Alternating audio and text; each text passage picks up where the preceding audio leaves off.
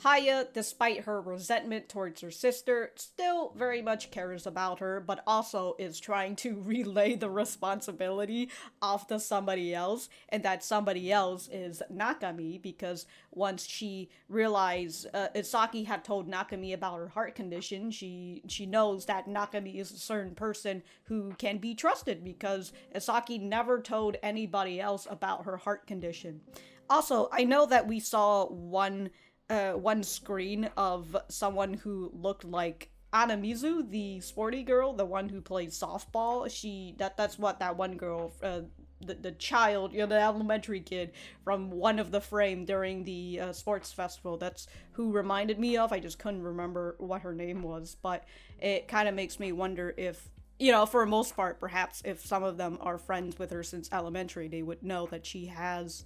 I would assume they would kind of have an idea about it, just because, like, if the entire school tells if the school tells the entire class about it and they know about her heart condition, that's why they're all helping her out and everything. I don't know, maybe it's not just that, maybe they didn't really specifically say the heart condition stuff, but they just say that she's, like, she's a very weak girl or whatever. I don't know. But Haya has now given Isaki and Nakami their own alone time, which was supposed to be their alone time in the first place, right? Their low training camp, so then they can go take pictures for the competition and such. So they're finally alone now, and we'll get to see what they get to do on their low vacation date.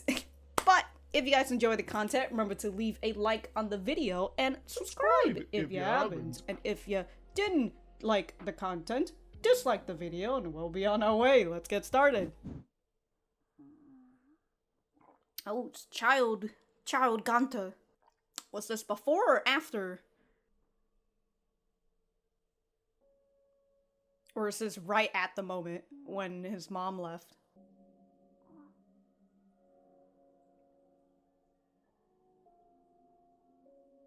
Ugh, overnight shit. Jesus fucking Christ. What the fuck is she? She's been doing a house chore, and what was she doing too? Like the.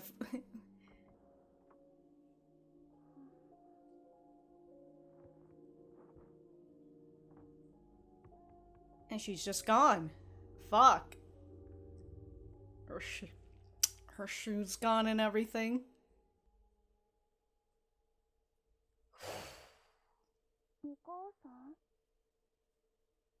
Damn. Somebody did make a comment in the previous episode talking about how with the whole shoe thing. I keep thinking about the shoe, but the whole shoe thing is like, the possibility that he kept the same shoe over and over in hopes that if he keeps the normal relative days, the normal day that his mom would eventually come back. Which, I like that one. That is very understandable. And, like, if he has to change shoes, then he's changing as a person, right? He doesn't want that. Perhaps, if he's changing into something that his mom doesn't want anymore, but, that's a wide assumption. But, man, that feeling of waking up and then, like, just not seeing your mom, like, the dishes aren't being washed. And then, like, there was that apron right there, right? It really feels like perhaps she was, like, in the midst of doing it, and then she's just like, you know what? I'm fucking tired of everything. And then she just took off her apron and just left. It's bad on both sides. A little bit more for Ganta, just because, like, this is some fucking childhood trauma that's gonna live with him for the rest of his life. But then you have to wonder, like, what did the mom think? Oh, yeah, they were. Yeah, they were in a hurry last episode. So is this just like a shuttle bus? She's wearing a Hawaii shirt? What a tourist.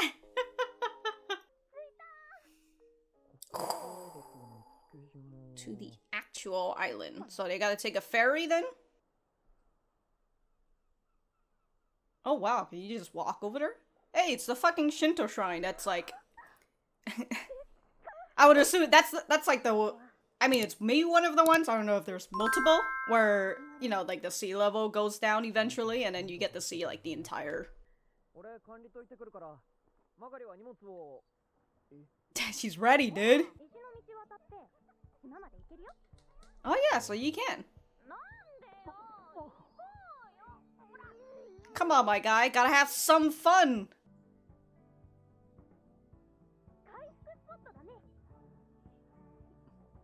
a healing spot.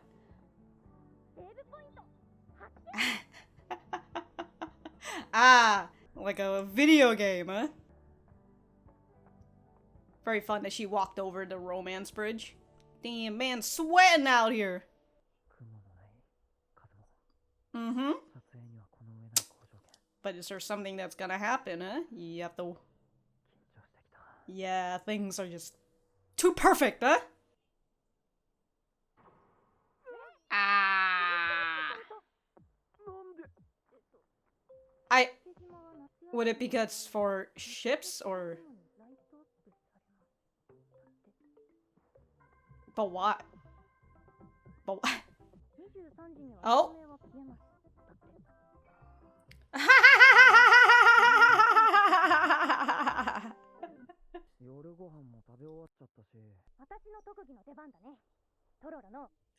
I was thinking, I'm like, that? Oh, nobody wants to hear it.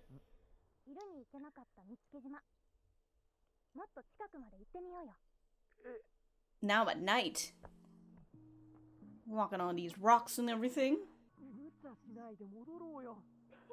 It's not like these rocks are gonna fucking break on you. Come on now. Unless you don't know how to swim, that's a different...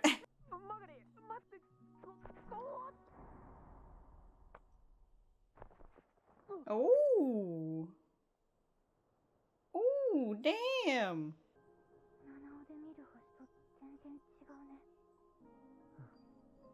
You get that urge? That feeling of clickiness?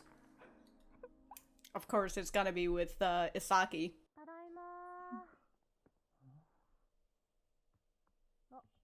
Yeah, his sister's not home.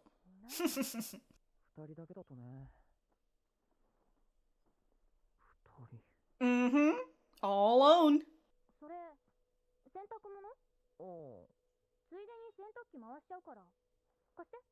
Damn, they're just gonna do your laundry too? No. These are his dirties, dude. Ah. Well, it's gotta be fucking clean by the end of this, so like, come on now.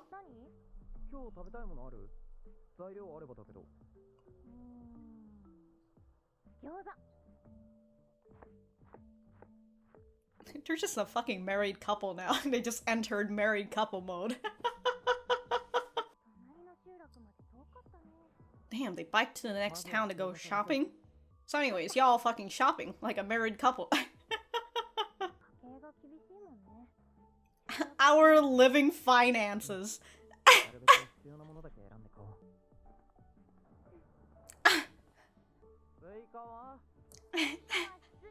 Yeah, we only need to buy the things that we need. Shiso gyoza. Oh, please do not get me into another gyoza binge.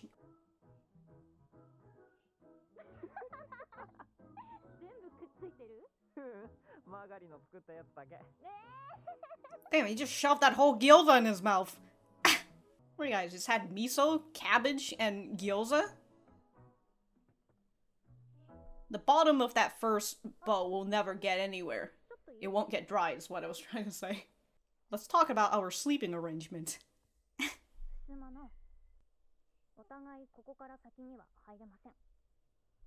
What if y'all need to cuddle? But you're not? If you're not, what about Isaki?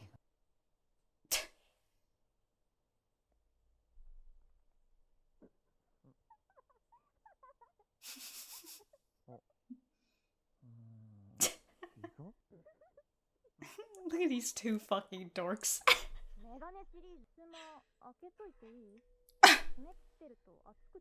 Okay.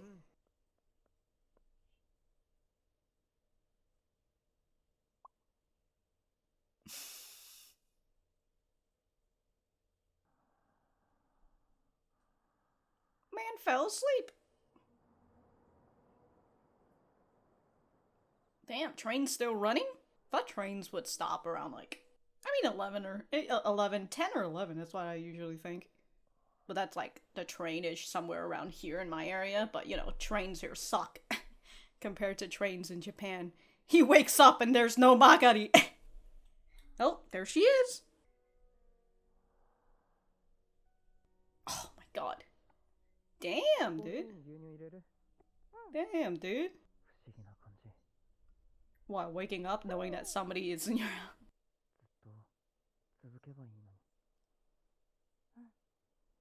Maybe it can, huh? Maybe it can.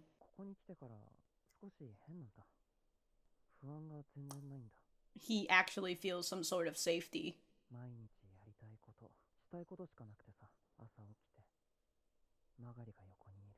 Damn!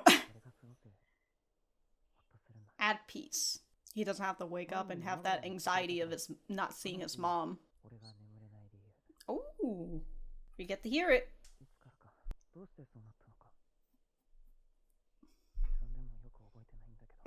Yeah, your brain is trying to tell you to not remember it. Oh.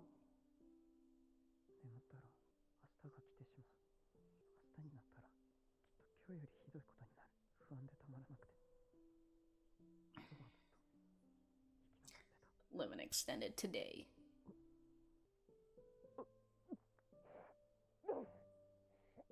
Bless you!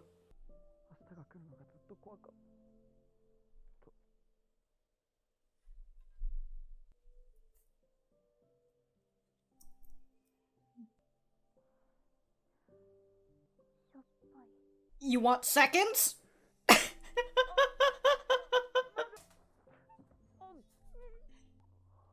Oh no, she's dead!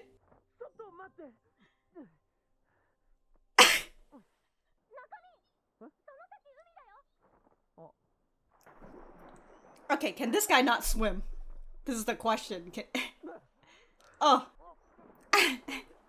Alright, yeah, he's able to get up at the very least. You're owning it. Relatable.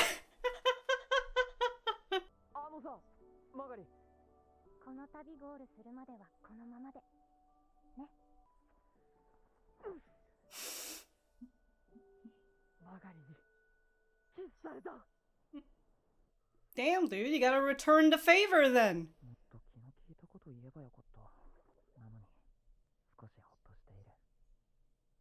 I don't know about you, but I get a little anxiety myself from that kiss and not having to...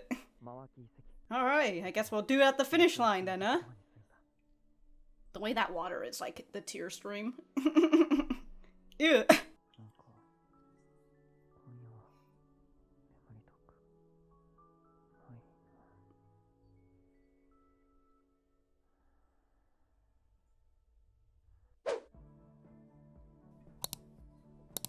Man falls asleep right there and then. Alright.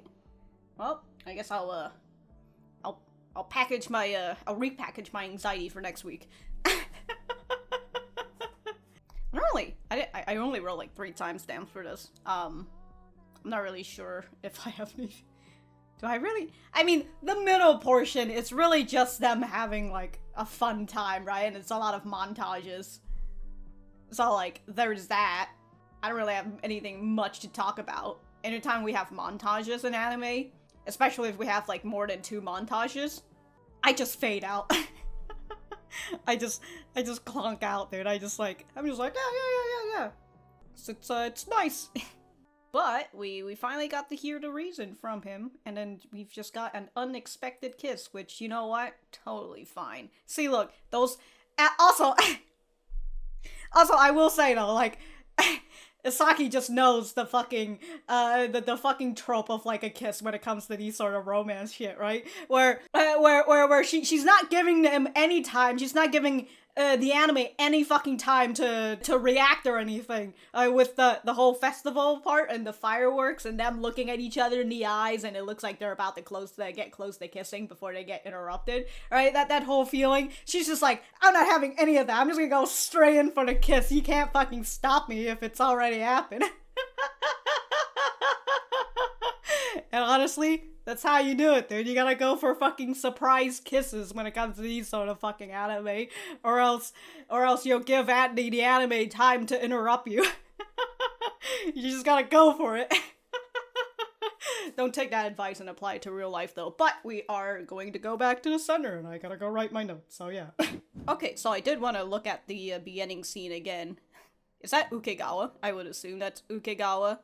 And then there's his mom that gets, you know, blurred out, because we don't get to see her identity just yet, but we saw that he had a picture with him and his family, and then we've got a picture of him having dinner with his family, right? We know that he loves his family and all that, but then he sees that the door is open, right? The door's not closed, which, it just makes me like, if the door stayed open, right, it meant that his mom had come into his room before, just to get one look at him before she left, which is just, she left in such a hurry that, like, she didn't even close the door, right? But anyways, he comes out, he sees that things aren't in order, right? His mom is supposed to do the motherly thing, which is wash the fucking dishes.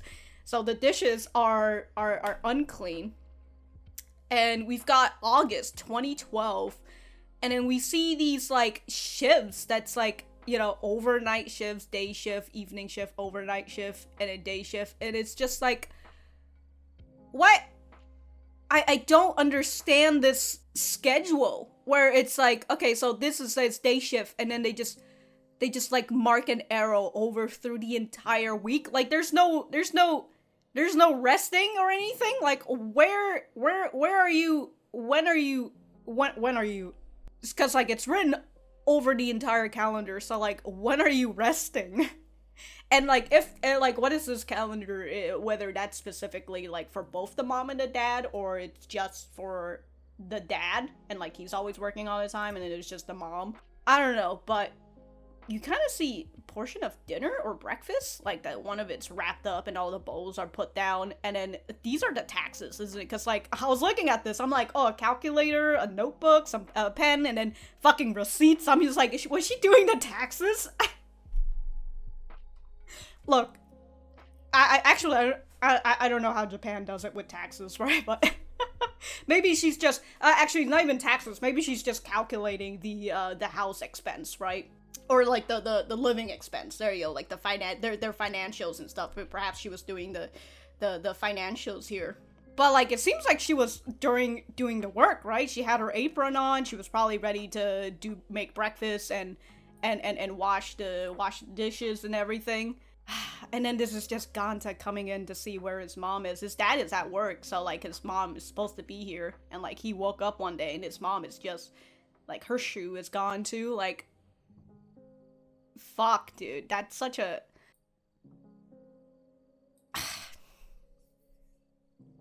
It's such a...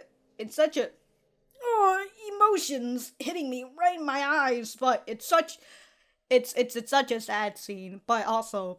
as I've mentioned, you know, it's a sad scene for both parties, both the parent and the child, but I will particularly say a little bit more on the child side, because, again, he literally has to live with this trauma, this childhood trauma that he still doesn't even know why, right? As he says, his memories is all fuzzy, so, like, he still doesn't really know why he's going through this, but his dad knows, right? His dad knows specifically that this all started because his mom left him.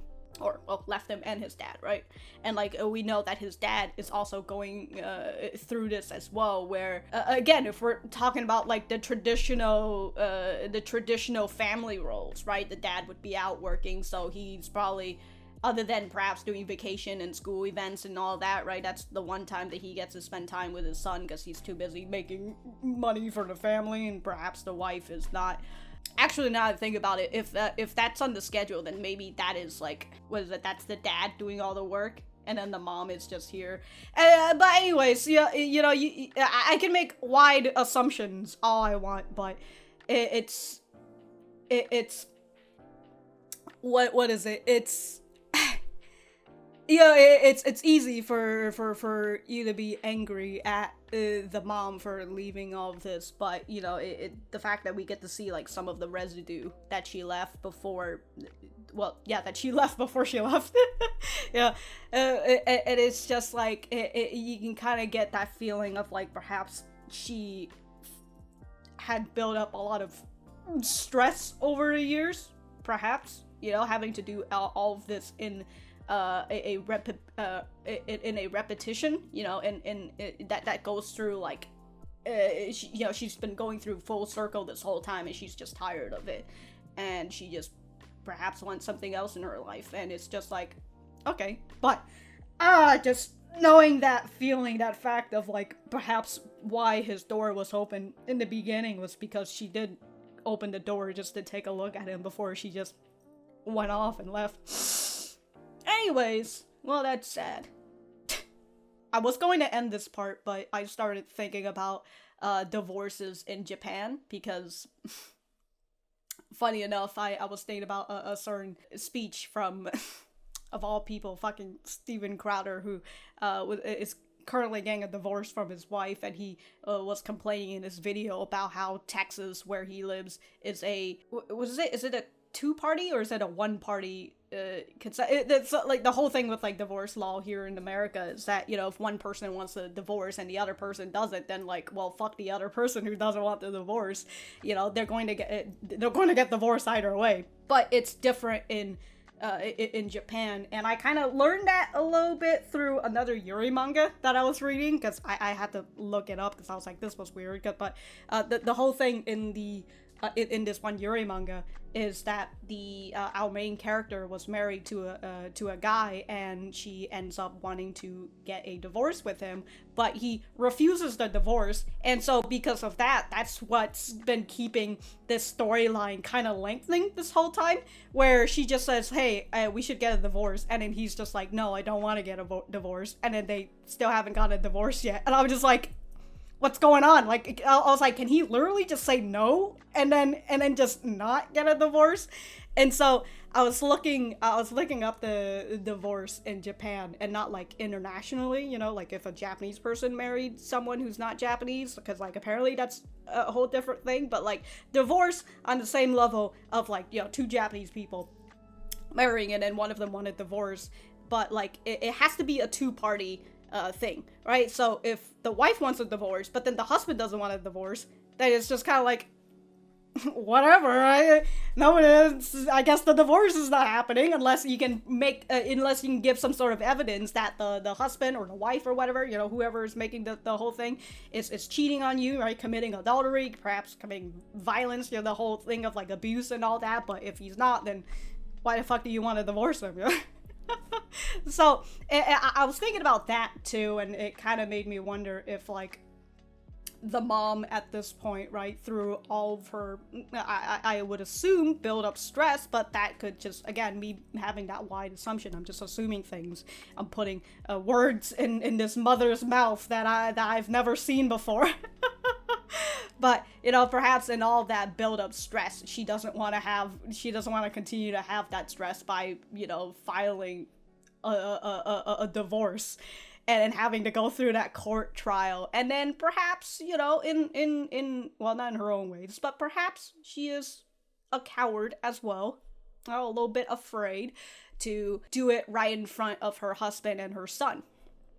Perhaps. And it's also that feeling of what if she does make a divorce and then the dad and the son is like, no, we need you need to come and stay, and then she feels forced to stay in this marriage, you know. It's just, yeah, it's a lot of very like tangible things, and it's like a lot of things that you can kind of just pick and pluck, and so it's I like I said, it's just overall a really bad thing, and you know, the mom could have settled this in a much better way, but at the same time, you know, if this was America, it would have been much easier for her to just get a divorce and just be like, all right, I don't want to be a part of this anymore. But I don't know, you know, maybe for all I know, she was cheating on her husband this whole time, and she finally decided that she's going to leave for her new man or whatever, right? Oh, whatever, right? Well, whatever. As I said, you can just fucking pluck and put in your own story at this point, since we don't really know. Anime watchers, anyways. I don't know if they've already gone over this in the manga, but, you know, anime watchers right now, we don't really know too much about the mom. Alright, so that was episode 11 of Insomniacs After School. Let me know what you guys think about it in the comments down below. You know that I always like talking to you guys. For me, I thought that this was a pretty good episode. I really like that we've got to see Ganta's reason on why he can't sleep, and also getting to see that heartbreaking scene in the beginning, you know, of a child waking up and finding that his mother is gone, right? One of his parents has been missing, and whether he thinks that it was his fault in the end or not, right? But overall, this is the reason for his insomnia, and it got him to the point where his memories are all fuzzy because, well, he's also like a kid during that time as well, right? So his brain is literally trying to block these memories because your brain don't want you to remember these traumatic experiences because they don't want you to relive it over and over, even though it still kind of leaks out through all your other actions. And in this case, for Ganta, it is his insomnia. Anyways, I already went through that beginning scene, which is just god awful in terms of how sad it is, but the rest of the episode is just them on their vacation day and them acting like a fucking married couple in the house, which is just fucking fun. And as I've mentioned, there's just a lot of montages. I not a lot, maybe like 2. I think there were like 2 montages or 3-ish, somewhere around there. No, there was only 2 montages. But yeah, if there's more than 1 montages in an episode, I kind of just conk out for a bit. But towards the end of their first night, which is when they realize that they're alone for the first time, Haya has been gone, and they're out here setting up boundaries, which, you know, understandable. The both of them are respectful, but despite them, you know, trying to go to sleep, they both got a little bit of insomnia, and also they're just night owls at this point. So, like, they're just over here texting each other, and I do like this scene too, you know, with him taking pictures, and then just him just hearing Isaki laugh through the other side of the room. It's very fun. I really enjoy the scenery as well. It's very fun that, like, he was texting her, and then, you know, she's like, oh, can you get a sleep nut or whatever, and then he just, boom, you know, he just fucking fell asleep right there. In the middle of reading text and everything. In this part, right, when he wakes up and he looks around, even his trauma was hitting me at this point, where I was just like, oh no, Asaki's gone. But he wakes up and the first thing he sees is Isaki, which is just, wow. How nice. And also the fact that man's really out here making pancakes and serving her coffee and everything. Like, damn, dude. Isaki truly is living the life out here right now. She's got her boy who's out here making her lunches and breakfast and dinner. Shit, dude, shit. But towards the end of their second night, I believe this is their second night, Nakami, Ganta, there you go, he decides that he's going to talk about his feelings, right? He's like, wow, I've been feeling really weird since we've got here.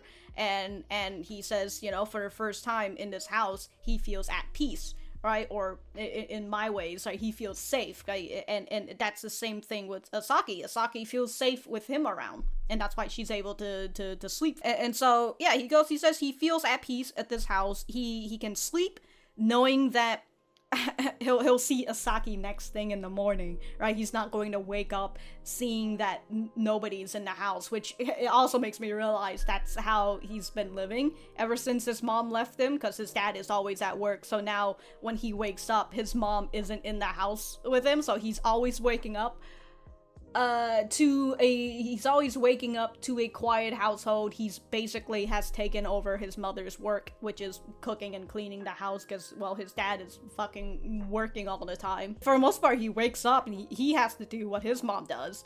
And he doesn't get to see his mom, but, like, his dad might be around there, but he's just gonna be asleep, and, like, they end up not really talking or having to connect to each other because, you know, they're both men, and men don't talk to one another.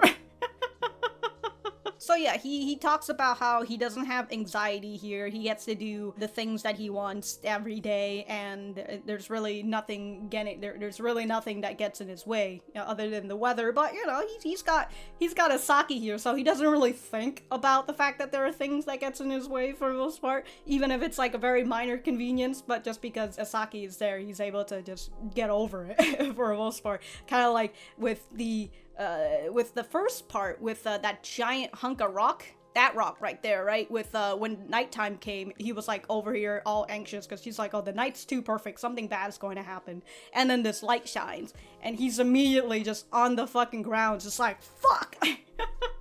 But then Isaki comes and she's just like, oh, the lights will be shut off at 11, so don't worry, it's not gonna be like for the entire night, right? And then he just gets right back up. He's just like, yes, that's right. Awesome.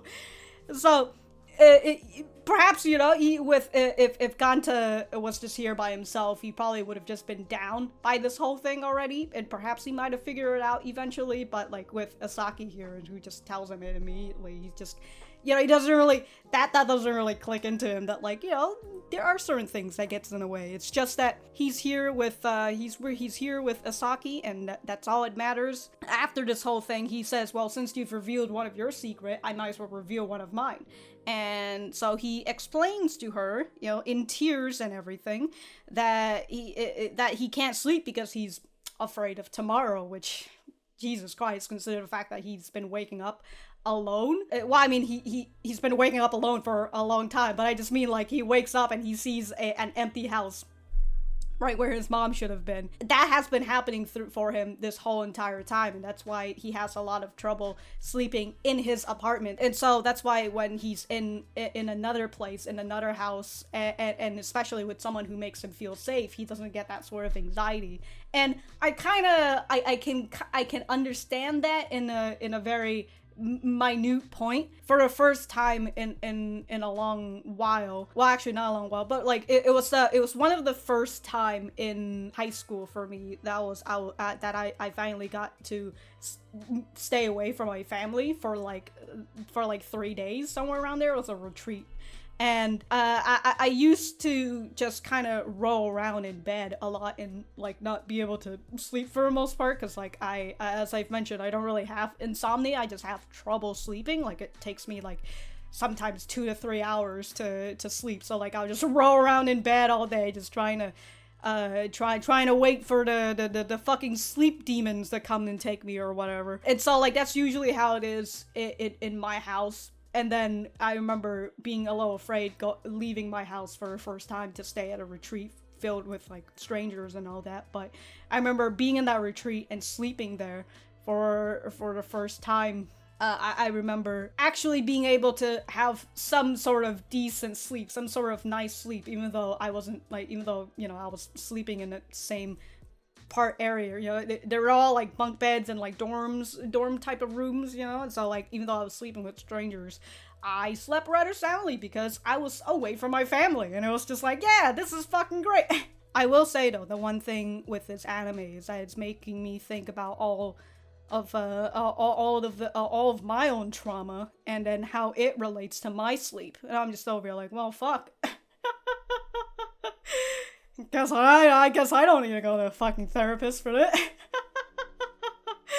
Anyways, tangent over. As he goes and he talks about this whole thing, you know, he doesn't even remember what triggered him, and as he's over here crying, taking his glasses off so he can, you know, wipe his fucking tears and all that, Isaki's just over here like, wow, that's pretty hot. I'm gonna give you a smooch.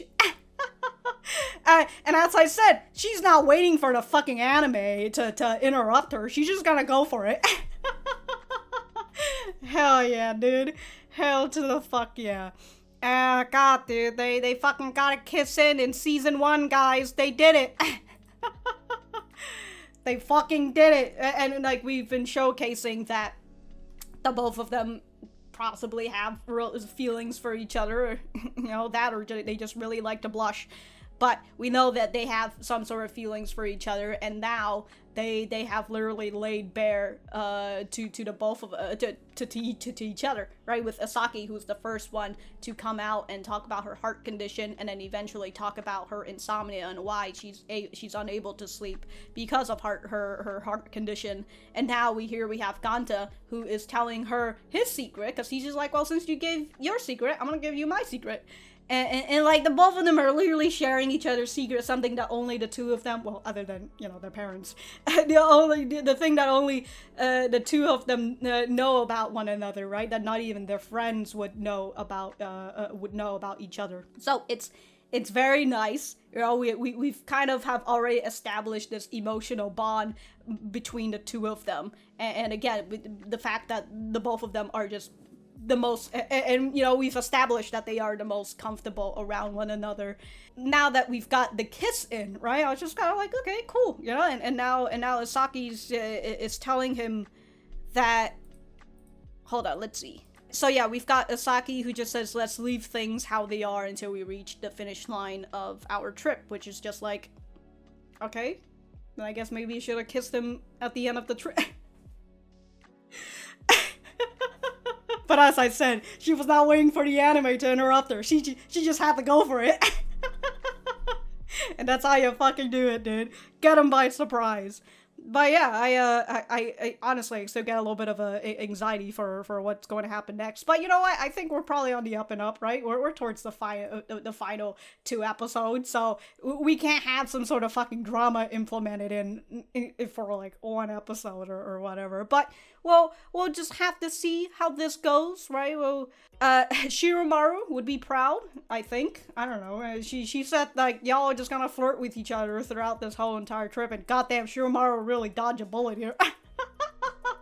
Just she waits until she finds out that, oh my god, they actually did it. They kiss. Oh yeah, I totally forgot that there was that other moment where they were about to. It feels like they were about to kiss at the bus station. And then Shiromaru caught them, and that's why they didn't really fucking kiss. So, as I said, it happened twice.